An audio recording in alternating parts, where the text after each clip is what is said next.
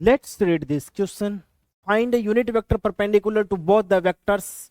दो वेक्टर दिए हैं, इनके परपेंडिकुलर आपको यूनिट वेक्टर फाइंड करना है। जैसे इसमें प्लस माइनस दोनों लिखे हुए हैं, राइट, ऑप्शन में, क्योंकि आप ए क्रॉस बी करो तो भी वो परपेंडिकुलर होगा और बी क्रॉस ए करो तो भी वो परपेंडिकुलर ही होगा, बस उसमें डायरेक्शन ऑपोजिट हो जाएंगे एक दूसरे से।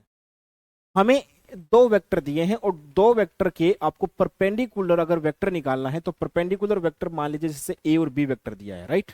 तो ए और बी वेक्टर के परपेंडिकुलर वेक्टर अगर सी है तो वो ए क्रॉस बी ही कर दूंगा, राइट।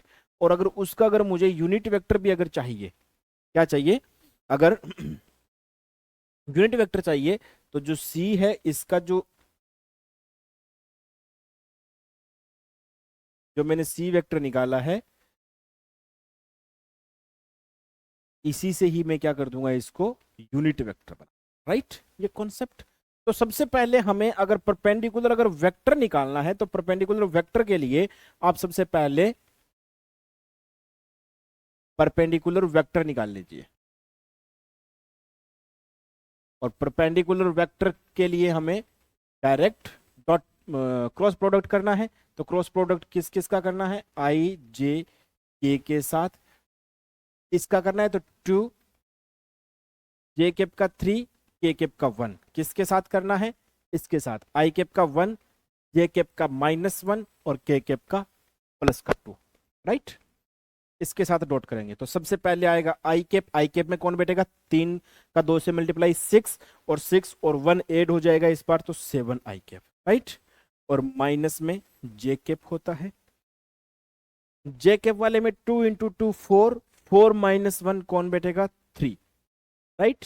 और फिर प्लस में यहां होगा के केप, तो के केप के साथ कौन बैठेगा, 2 का -1 से मल्टीप्लाई -2, 3 का 1 से मल्टीप्लाई 3, -3 एड -3 होगा तो -2 -3 -5।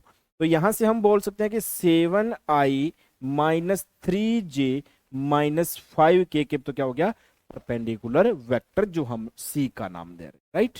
अब अगर हमें यूनिट वेक्टर अगर निकालना है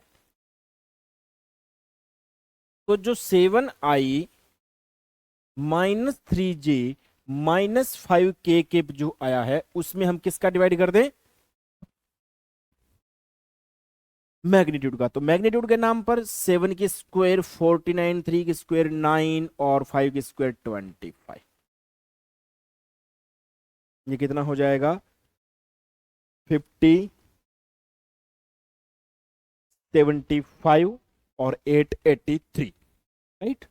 तो 83 ये ऑप्शन हो जाएगा, प्लस माइनस भी रहेगा क्योंकि आप अगर वेक्टर परपेंडिकुलर कर रहे हैं तो ए क्रॉस बी है तो बी क्रॉस ए भी क्या है अपने आप में परपेंडिकुलर वेक्टर है, राइट।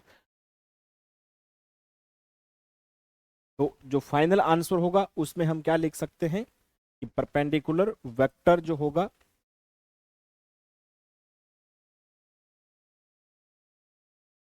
परपेंडिकुलर वेक्टर जो होगा वो प्लस माइनस सी केप हो जाएगा, राइट।